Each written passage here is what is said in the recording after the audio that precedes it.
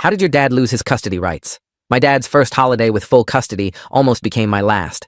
I was reaching for the mashed potatoes when the pain hit, like someone was twisting a knife in my lower right side. Dad, I whispered, gripping the table. My stomach really hurts. Not now, Mason, he said, not even looking at me.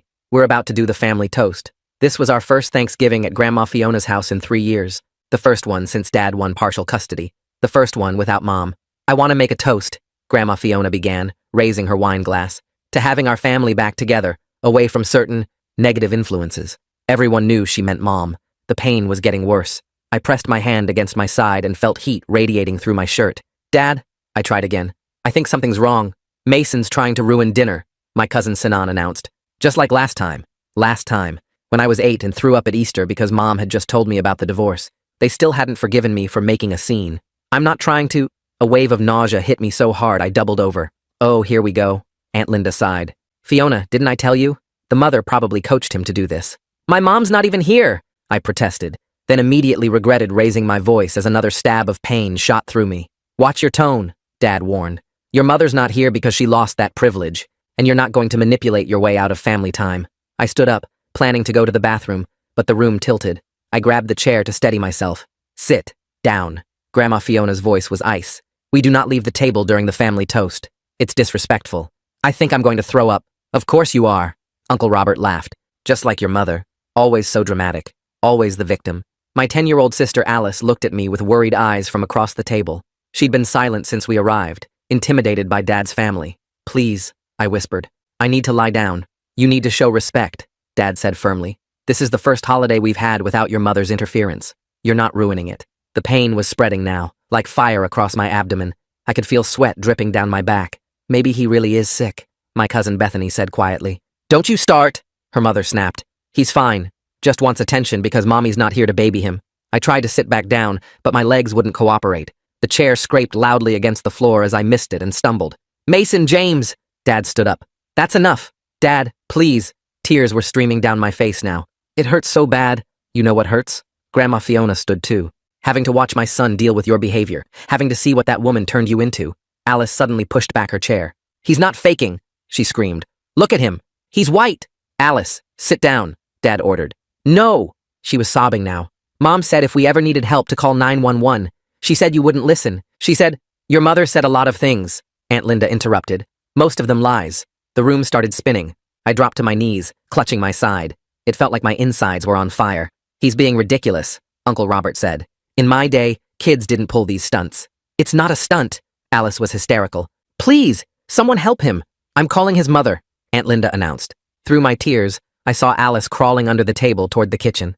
Smart girl. There was a landline in there. Where do you think you're going? Grandma Fiona grabbed Alice's ankle. Let go of her. I tried to yell, but it came out as a whisper. That's when I threw up. All over Grandma Fiona's Persian rug. My rug! She shrieked. Do you see? Do you see what these children are? Just like their mother, someone muttered. The pain was unbearable now. I curled into a ball on the floor, shaking. Get up, Dad said coldly. You're embarrassing me. I can't. Everything was going dark around the edges. Alice bit Grandma Fiona's hand and ran for the kitchen. That wild animal bit me. Someone stop her, Dad shouted. But Alice was already dialing.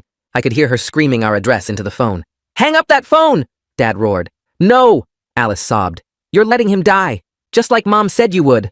What did that woman tell you? Grandma Fiona demanded. But that's when I started convulsing. Real, violent shaking that I couldn't control. Oh my gosh, someone whispered. He's having a seizure. That's not fake, Bethany said, her voice shaking. Finally, I heard Dad's voice crack. Call 911. Now. The last thing I remember was Alice's small hand in mine and her whispering, I'm sorry, Mason. I'm so sorry. Mom said to be brave. She said she loves us. Then everything went black. I woke up after emergency surgery. My appendix had burst. The doctor said if we'd waited another hour, I might not have made it. The infection had already started spreading. Dad couldn't look at me. He just kept saying, I didn't know, over and over. But Alice knew. Mom knew. And we were going to destroy him. The machines next to my bed kept beeping while I watched Dad pace back and forth by the window. His shoes squeaked on the floor with each turn. He kept saying the same 3 words over and over, real quiet, like he was praying. Alice's hand was warm and small in mine, and she leaned close to whisper that she'd called Mom from the nurse's station. Her breath smelled like the peppermint candy the nurse gave her. Dad's face looked gray under the hospital lights, and his shirt had blood on it from where I'd grabbed him. The fourth in my arm pulled when I tried to sit up more, sending a sharp sting through my wrist. Alice helped me adjust the pillow behind my back, her movements careful like she was afraid I might break. The door opened, and a woman in blue scrubs walked in carrying a clipboard.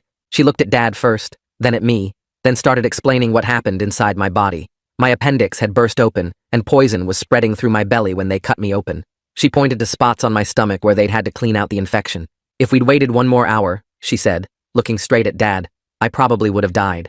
Dad's knees actually buckled, and he had to grab the windowsill to stay standing. Alice squeezed my hand harder, and I could feel her shaking. The surgeon kept talking about antibiotics and recovery time, while Dad just stared at the floor. She wrote notes on her clipboard and said she'd already told the emergency room staff about the delay in treatment. Dad's head snapped up at that, but he didn't say anything.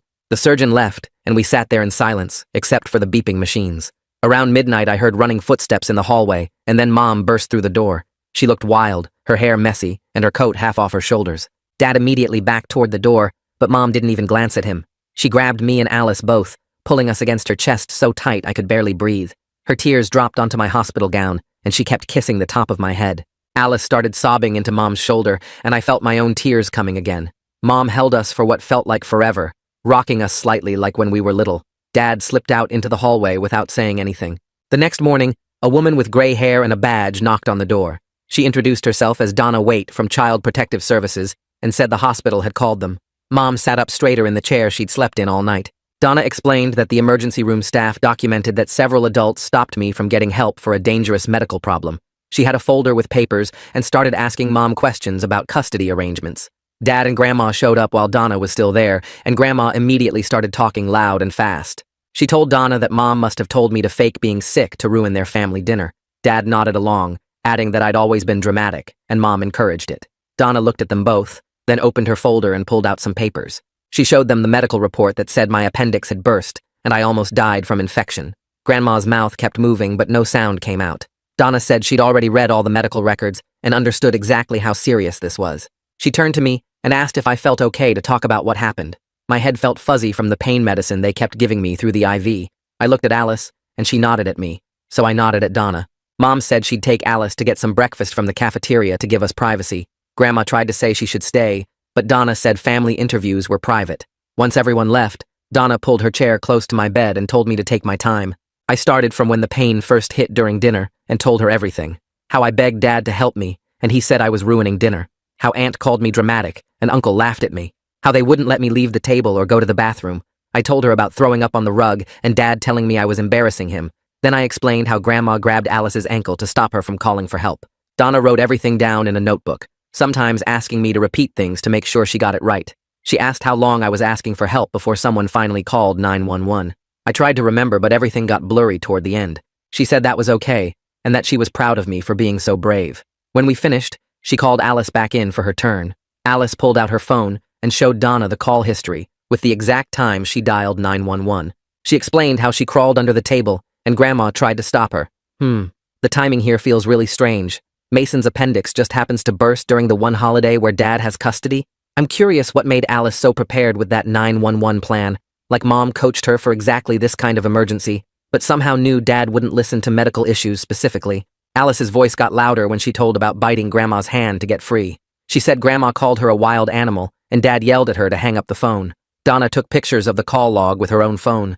She asked Alice if anyone helped her, and Alice said no, everyone just watched or tried to stop her. 2 days later, the doctor said I could go home soon, but there was a big fight about where home was. Dad said his custody agreement meant I had to go with him, but Mom said no way. Donna came back and explained there was something called a temporary safety plan. She said Alice and I would stay with Mom until a judge could have a hearing about what happened. Dad's face turned red, and he started yelling about his rights as a father. He said Mom was turning us against him, and this was all her plan. Donna stayed calm and said the safety plan was already approved based on the medical evidence. Dad slammed his hand on the wall and demanded to take us home right then. He stepped toward my bed, and Mom moved between us. A security guard showed up because the nurses had called when they heard yelling. Dad pointed at Mom and said she was kidnapping his kids. The guard looked at Donna, who showed him some papers and explained the situation. Dad kept getting louder, saying we belonged with him, and Mom had no right to keep us. The guard told Dad he needed to calm down or leave the hospital. Dad said he wasn't going anywhere without his children. The guard called for backup on his radio, and another guard arrived. They wrote down everything Dad was saying and doing in their report. Donna told me later that all of this was documented as evidence. Dad finally left when the guards said they'd call the police if he didn't. I watched him storm down the hallway, still yelling about his rights and how Mom would pay for this. The next few days in the hospital were the worst, not just because of the pain, but because I couldn't even stand up without help.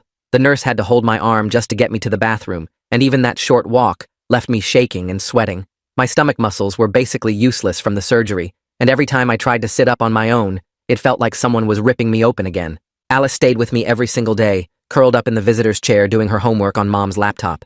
Mom had already set up virtual school for her because Alice refused to leave the hospital, too scared something would happen to me if she wasn't there.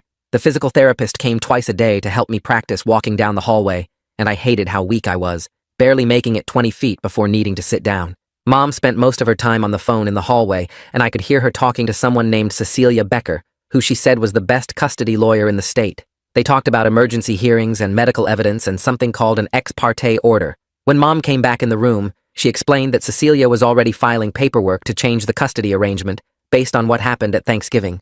The hospital discharged me after a week, and Mom drove us straight to her apartment, this tiny 2-bedroom place that was nothing like Dad's big house, but felt safer than anywhere I'd been in months. She'd already set up the living room for my recovery, with a special wedge pillow on the couch and all my medications lined up on the coffee table with a schedule she'd typed out. Alice and I had to share the smaller bedroom, but she didn't complain, just helped Mom move her stuffed animals to make room for my things. I started writing everything down in a notebook Mom bought me, every detail I could remember from Thanksgiving, and all the other times Dad ignored when we were sick or hurt. Like when I had bad stomach pain 3 months ago and he said I was being dramatic and didn't need urgent care, or when Alice cut her hand on broken glass and he just put a Band-Aid on it instead of getting stitches. Writing it all down made it real in a way that helped me believe someone would actually listen this time. Alice's teacher called to check on her, and Mom set up a meeting with the school counselor, someone named Sophie Soto, to make sure Alice was handling everything okay. During their video call, I could hear Alice telling Sophie about how scared she was that night and how she thought I was going to die. Sophie said Alice was very brave and that she'd help her work through what happened. About 2 weeks after we got to Mom's apartment, we got a letter saying the court had appointed something called a guardian ad litem, a man named Hector Reynolds, who was supposed to represent what was best for Alice and me. Dad's family immediately started texting Mom saying Hector was probably biased against them and that this whole thing was a setup. Mom just saved all the texts and forwarded them to Cecilia. Alice was going through her old phone one day when she found a bunch of texts from Dad talking bad about Mom, saying she was crazy and telling us not to believe anything she said. She took screenshots of everything, especially the ones where he called Mom names and tried to make us think she didn't love us. She asked if we should show them to Hector when we met him, and I said, definitely yes. My first meeting with Hector was 3 weeks after the surgery, and I was still moving pretty slow. He came to Mom's apartment and sat across from me in the living room, this older guy with gray hair who spoke really soft and calm. He asked me to tell him exactly what happened that night, and I had to lift my shirt to show him the surgical scar that went across my whole lower stomach. I walked him through every minute I could remember, from when the pain started to when I passed out on Grandma's floor. He wrote everything down in a yellow legal pad and never interrupted me once. When I finished, he said what happened to me was completely inexcusable, and no child should ever have to beg for medical help.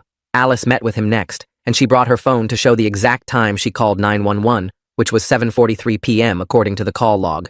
She showed him all the screenshots of Dad's texts and explained how Grandma grabbed her ankle and called her a wild animal. Hector told her she was incredibly brave and that her quick thinking saved my life, which made her cry, but in a good way. That same week, my phone started blowing up with messages from a group chat someone in Dad's family had created. They were calling us liars and saying Mom had brainwashed us into making up stories. Aunt Linda wrote that we were ungrateful brats who didn't appreciate everything Dad did for us. Uncle Robert said kids today have no respect and that we needed discipline, not coddling. But then Bethany, my cousin who had said I looked really sick at dinner, sent me screenshots of the adult family group chat where they were planning what to tell people and trying to get their stories straight about what happened that night. Sophie met with Alice at the school the next day, and they worked out this whole safety plan where only Mom or people Mom approved could pick Alice up from the school. The office staff got a copy, and Sophie explained to them about the custody situation and how Grandma might try something. Alice came home that afternoon looking more relaxed than she had in weeks, because she knew Grandma couldn't just show up and take her away. 3 days later, we had to go to our first supervised visitation with Dad at this gray building downtown that looked like every government office ever built. The supervisor was this older woman who sat in the corner with a clipboard while Dad tried to act normal with us in this weird playroom that had toys for little kids, even though Alice was 10 and I was 14. Dad kept bringing up Mom every 5 minutes, asking if she told us what to say to the social worker, if she coached us about Thanksgiving, if she was filling our heads with lies about him. The supervisor would clear her throat whenever he got too pushy, But then she got a phone call and stepped out into the hallway for what she said would be just a minute. The second she left, Dad leaned forward and grabbed my wrist. Not hard enough to hurt, but firm enough that I couldn't pull away. "Your mother put you up to this whole thing, didn't she?" I pulled my phone out with my free hand and hit record without him noticing, keeping it low on my lap. "She's been planning this for years, waiting for the right moment to turn you against me." I kept my face blank, while he went on about how Mom was manipulative and how she'd poisoned us against his family and how we were destroying everything he'd worked for. The supervisor came back after about 3 minutes, and Dad immediately let go of my wrist and went back to talking about school and normal stuff. Alice had gone to the bathroom during all this, but when we were leaving, she grabbed my arm and whispered that she'd heard Grandma's voice in the lobby. She'd been standing right outside the bathroom door talking to Dad before we arrived, telling him exactly what to say to make Mom look bad in the supervisor's report. Alice had stood on the toilet seat to hear better through the door vent and memorized the exact words, which were something like, "Tell them their mother is unstable and has a history of making false accusations," and "Make sure you mention she's behind on her bills and can't provide properly." We told Mom about it when she picked us up, and she immediately called Cecilia, who said to write it all down with the exact time and date. 2 weeks later, I had my follow-up appointment with the surgeon who'd saved my life. She examined my scar, which was healing, but still looked pretty rough. This red line across my whole lower stomach that pulled when I moved too fast. She asked me to describe again what happened that night and how long I'd been in pain before getting help. Then she sat at her computer for like 20 minutes, typing up this detailed letter about how serious my condition was, using all these medical terms I didn't understand. Mason's recovery journal reads like evidence gathering 101. Smart kid knows documentation beats denial every time, especially when Dad's family texts provide their own proof against themselves. But basically saying the delay in treatment nearly killed me, and that peritonitis had already set in when I arrived. She printed out 3 copies, one for me, one for my medical records, and one she said she'd send directly to the court if needed. Mom's attorney Cecilia called that afternoon saying the surgeon's letter was exactly the kind of medical evidence they needed to show the severity of what happened. The next morning, Donna showed up at Mom's apartment for a home inspection. Mom had been cleaning for 2 days straight, even though the place was already pretty clean, making sure everything was perfect.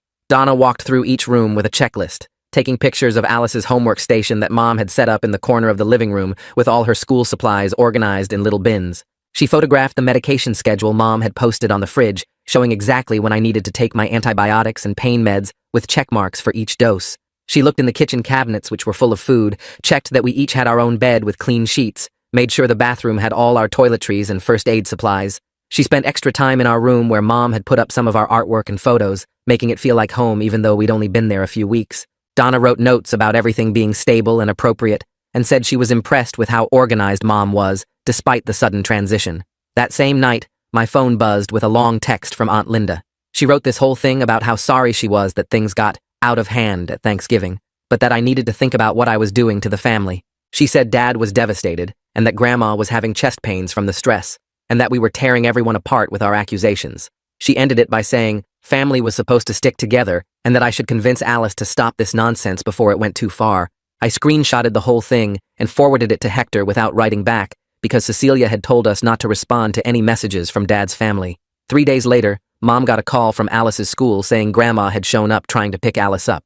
The office staff followed the safety plan exactly, telling Grandma that she wasn't on the approved list and couldn't take Alice anywhere. Grandma started yelling about her rights as a grandmother and how she had emergency custody papers, which was a total lie. The principal called the police, while the secretary kept Grandma busy with paperwork she didn't actually need to fill out. When the officers arrived, Grandma tried to tell them the school was kidnapping her granddaughter, but they'd already talked to the principal, who showed them the safety plan and custody documents.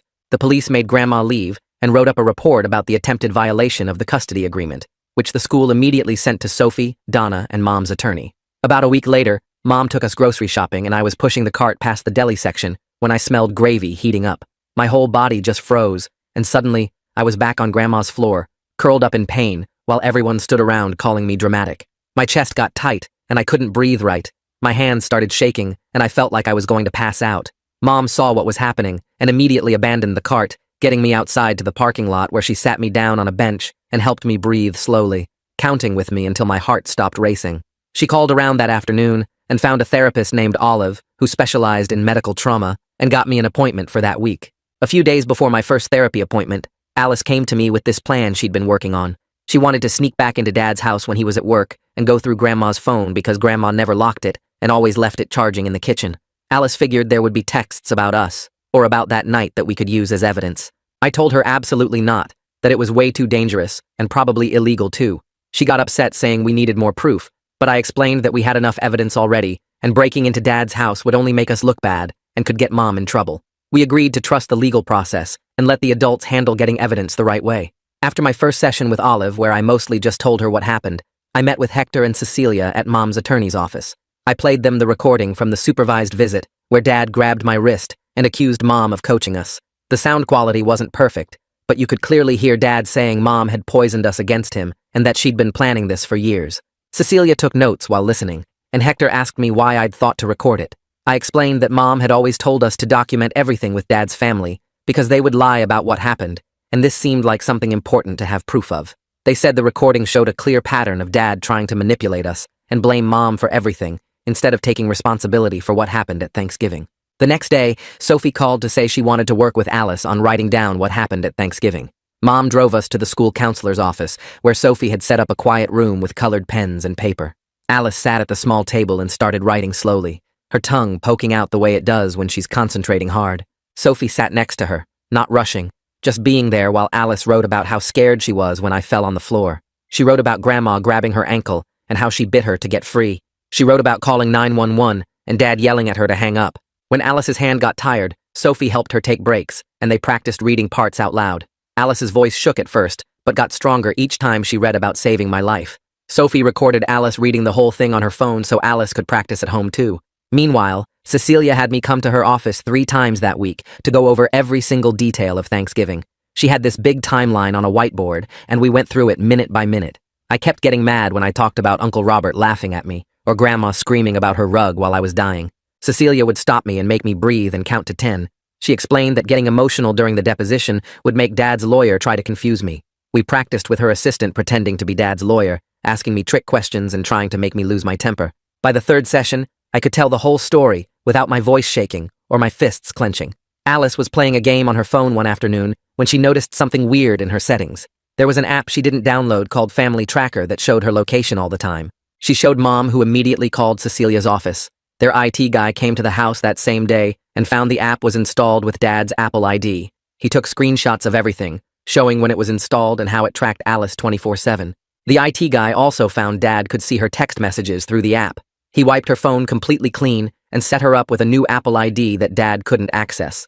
Alice was quiet for hours after finding out Dad had been watching her like that. 2 weeks later, we had our first hearing at the courthouse. The room was smaller than I expected, with wood panels on the walls and a judge who looked tired. Dad sat on one side with his lawyer, and we sat on the other with Cecilia.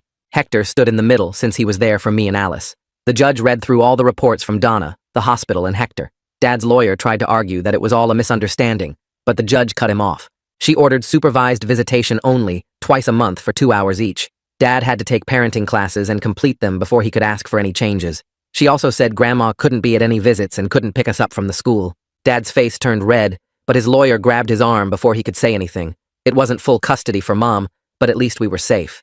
That night, Bethany texted Alice a bunch of screenshots from the family group chat. They were calling us liars and brats. Aunt Linda wrote that we were just like our mother, manipulative and dramatic. Uncle Robert said we needed discipline, not coddling.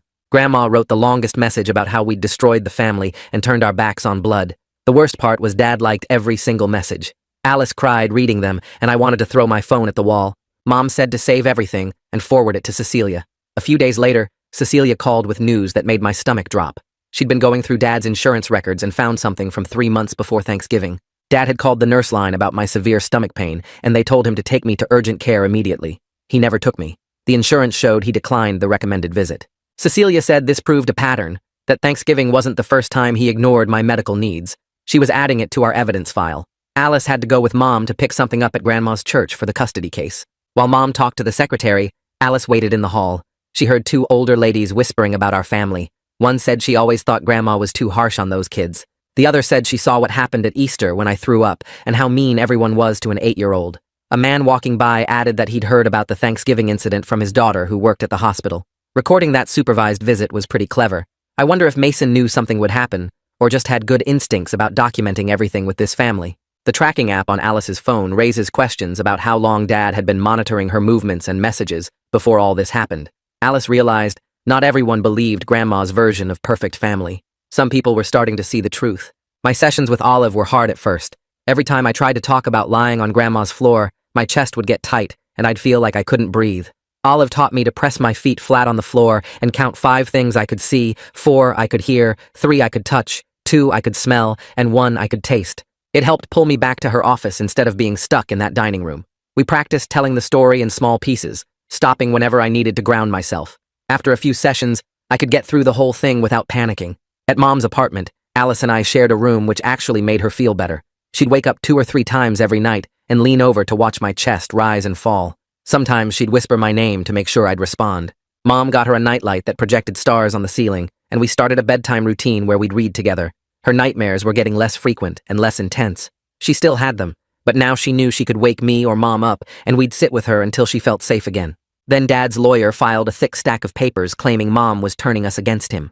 He included old photos from when I was 5, and Alice was 2, all of us smiling at the zoo and the beach. He had pictures from every birthday and holiday before the divorce, trying to show we were happy in his care. The motion said Mom coached us to lie about Thanksgiving and was alienating us from our father. Cecilia laughed when she read it and said, "Judges see this all the time when parents can't accept responsibility." She said the medical evidence was too strong and no judge would believe we faked a burst appendix. 2 weeks later, Hector showed up at my school with a clipboard and a serious look on his face. He spent 3 hours talking to my math teacher, my English teacher, and the school nurse, who'd seen me doubled over with stomach pain twice that semester when Dad forgot to refill my acid reflux meds. Each teacher signed papers and handed over attendance records showing how many days I'd missed since the custody change. Sophie met with him in her office for another hour, showing him the notes she'd been keeping about Alice's anxiety attacks and how she'd started pulling out her eyelashes when stressed. The principal even pulled security footage from the day after Thanksgiving when Dad dropped us off and I could barely walk from the car to the building. Hector wrote everything down in this thick folder that kept getting bigger with every interview. The next morning, a detective named Rowan came to Mom's apartment with a digital recorder and asked me to tell him everything that happened at Thanksgiving. He had me go through it minute by minute, while Mom sat next to me squeezing my hand whenever my voice started shaking. He asked specific questions about who said what and when, how long I was on the floor, who physically stopped Alice from calling for help. When I told him about Grandma grabbing Alice's ankle, he made a note and underlined it twice. He said the hospital had filed their mandatory report and he needed my statement for the investigation. He explained that while criminal charges were unlikely because proving intent would be hard, the documentation would help with the custody case. 3 days later, Alice came home from the school with an envelope that had her name written in Grandma's perfect cursive. Mom wanted to open it first, but Alice said she could handle it. Inside was a 2-page letter about how disappointed Grandma was in Alice for biting her and calling 911 against the family's wishes. It said, good girls don't betray their grandmothers, and that Alice had shown her true colors, just like her mother. The last paragraph said Alice would need to apologize properly if she ever wanted to be welcome in their home again. Alice read it once, folded it back up, and asked Mom to give it to Hector for the custody file. She didn't cry or get upset, just went to do her homework, like nothing happened. Our first supervised visit with Dad was scheduled for the following Tuesday at this gray building downtown with security cameras everywhere. The supervisor was this older lady named Janet, who explained the rules while we sat in a room that looked like a sad daycare center with old toys and peeling paint. Dad showed up 5 minutes late wearing his work clothes and looking tired. We played Uno for 20 minutes before I finally asked him straight out why he didn't believe me when I said I was in pain at Thanksgiving. He stopped mid-shuffle and stared at his cards for a long time. Janet leaned forward with her pen ready. Dad finally said he thought I was being dramatic like my mother always was, that she'd taught me to manipulate situations for attention. Janet wrote down every word while Dad kept talking about how Mom had poisoned us against his family and made us soft. The next visit was worse because Dad started treating Alice and me completely differently. He brought Alice her favorite candy and kept calling her sweetheart while barely looking at me. When I dropped a card, he muttered something about me being clumsy and weak. Alice started keeping a little notebook in her backpack where she wrote down everything he said during visits. Things like calling me oversensitive when I mentioned still having pain from the surgery, or saying I needed to toughen up and stop acting like a baby. She showed me the list after our third visit, and it was already 2 pages long. Meanwhile, Cecilia had been working with my surgeon to get the complete medical records from my surgery. The final report came in on a Thursday, and Mom read it to us at the kitchen table. It showed a timeline proving my appendix had likely started failing around noon on Thanksgiving, hours before I first told Dad about the pain. The surgeon documented that the delay in treatment caused the rupture and the spreading infection that nearly killed me. She used words like preventable and negligent delay that Cecilia said would destroy Dad's case. The report included photos from the surgery showing how bad the infection was and how much damage had been done by waiting. That weekend, Alice and I were leaving the visitation center when Aunt Linda suddenly appeared in the parking lot. She started walking toward Alice with her arms out like she was going to hug her, but the security guard immediately stepped between them. Aunt Linda started yelling about just wanting to talk to her niece, but the guard called for backup and told her she was violating the visitation rules. 2 more staff members came out and formed a wall between us and Aunt Linda, while Mom rushed us to the car. Another violation report got added to our file. The following Monday, the judge ordered Dad to undergo a psychological evaluation to determine his fitness as a parent. Cecilia explained that he had no choice but to comply, or he'd lose all custody rights immediately. The evaluation would include personality tests, interviews about his parenting choices, and a review of the Thanksgiving incident. Dad's lawyer tried to argue it was unnecessary, but the judge said the medical evidence and multiple violation reports made it mandatory. A week later, Donna came over with good news about the safety plan extension.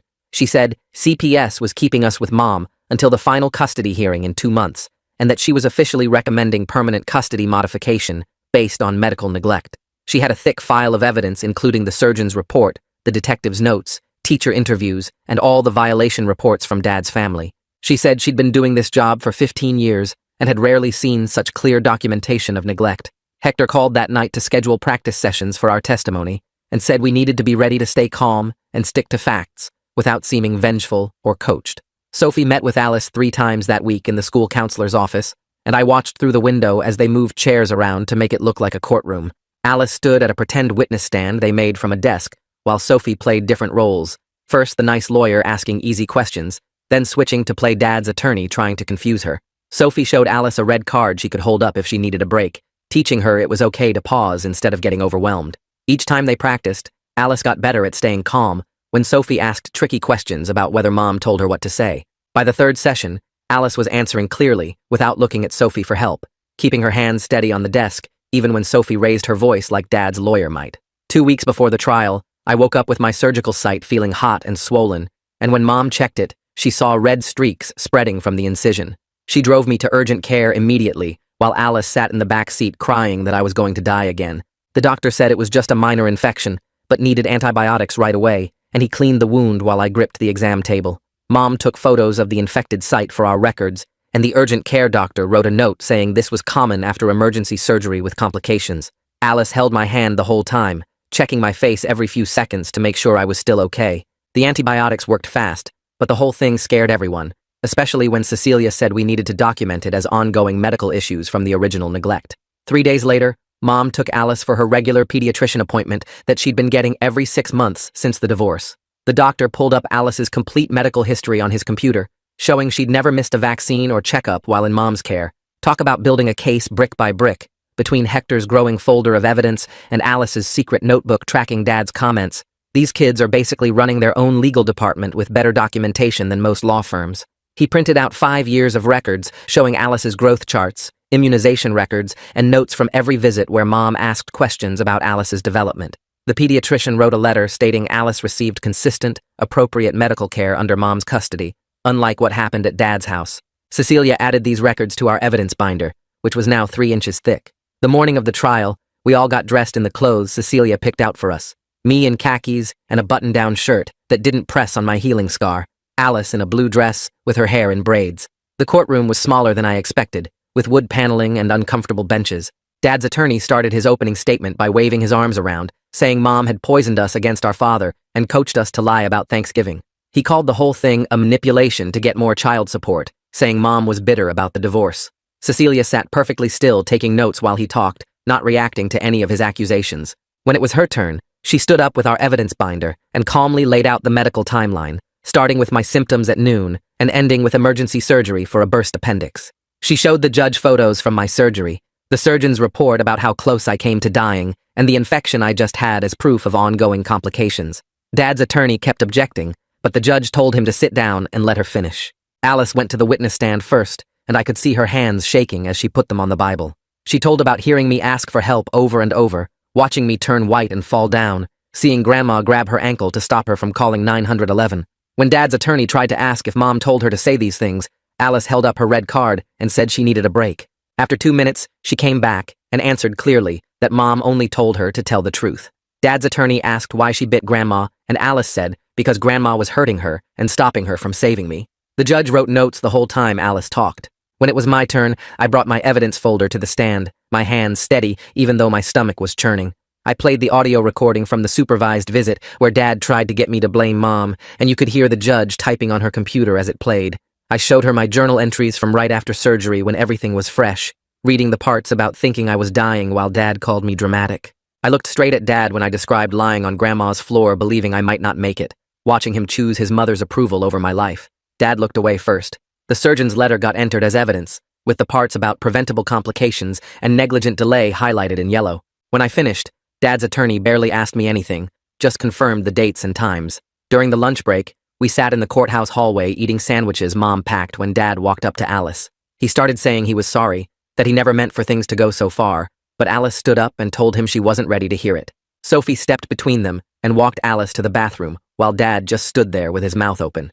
I was so proud of her for not letting him make her feel bad about protecting herself. When closing arguments started, Hector stood up with a thick folder of recommendations. He told the judge that based on medical evidence, witness testimony, and multiple violations of court orders, he was recommending primary physical custody to Mom with supervised visitation for Dad twice a month. He said Dad needed to complete therapy and parenting classes before any unsupervised visits, and that Grandma should have no contact with us during visits. He looked at the judge and said, our safety had to come first, that we'd already almost lost one child to neglect. Dad's attorney argued for joint custody, but even he seemed to know it was hopeless. While we waited for the judge to make her decision, Mom took us for ice cream at the place near the courthouse. We sat outside eating our cones, and Mom asked Alice about her friend's birthday party next week, trying to talk about normal things. Alice actually laughed when Mom got chocolate on her nose, the first real laugh I'd heard from her in weeks. We went back to the courthouse, and the judge called us into her chambers instead of the courtroom. She said she'd reviewed all the evidence and testimony, and her decision was clear. Mom got primary physical custody. Dad got supervised visitation twice a month for 6 months, then they'd review. Dad had to complete therapy and parenting classes, pay for our therapy, and Grandma was banned from the school grounds and any visits. We all started crying with relief, even Mom, who'd been trying to stay strong. The judge signed the order right there, making it official immediately. We walked out of the courthouse into the bright afternoon sun, and Mom drove us straight to get milkshakes to celebrate. 2 weeks later, Alice was back at her regular school schedule, and kids kept asking her weird questions about why she wasn't living with Dad anymore. Sophie met with her every Tuesday during lunch and taught her to just say it was grown-up stuff and change the subject. Alice told me she actually missed Grandma's Christmas cookies and the big tree at Dad's house, but she knew we couldn't go back there. One afternoon, my phone buzzed with a text from Bethany saying she was sorry for not helping me on Thanksgiving when she could see I was really sick. She wrote that she wanted to maybe hang out sometime if I was okay with it, but she understood if I never wanted to see any of them again. I texted back that maybe someday we could talk, but right now Alice and I needed space to figure things out without pressure from Dad's side of the family. The supervised visitation center was this boring building with old toys and a two-way mirror where someone watched everything. Dad showed up to our first visit carrying a board game and actually asked us what we wanted to play instead of just telling us. He followed all the supervisor's rules about not discussing the court case, or Mom, and we played 3 rounds of sorry without any drama. During my Thursday therapy sessions, Olive kept asking me what I wanted now that we were safe with Mom. I told her I still felt mad at Dad for almost letting me die, but she helped me see that protecting ourselves was more important than getting revenge. She had me write down 3 good things that happened each week, even when I didn't want to think about anything positive. Mom set up her laptop one Saturday, so Alice and I could video chat with her parents who lived across the country. They asked how school was going and talked about their garden instead of pushing us to explain everything that happened with Dad. Grandpa showed us his new tomato plants, and Grandma, Mom's mom, not Fiona, sent us a care package with homemade cookies that actually tasted good. One morning I was getting ready for school and caught myself staring at the scar on my stomach in the bathroom mirror. It wasn't just ugly proof of what happened anymore, but evidence that I fought to stay alive, even when nobody would listen to me. I grabbed my journal and wrote about how Alice and I went to the park yesterday, and she laughed on the swings for the first time in months. Sophie gave Alice a special notebook to write down what she wanted to tell the judge at our 6-month review hearing coming up. Alice spent hours working on it, crossing things out and starting over, focusing on how much better she felt now that she knew we were safe. She practiced reading it to me and Mom, saying things like how she could sleep through the night now and wasn't scared of getting in trouble for calling 911. 6 months after that terrible Thanksgiving, I woke up in my bed at Mom's apartment and realized we had a routine that actually worked. Alice caught the bus to the school without crying. I was back on the basketball team, and we saw Dad twice a month at the center where he was actually trying. He'd started his therapy and parenting classes, and even admitted once that he should have listened to me that night.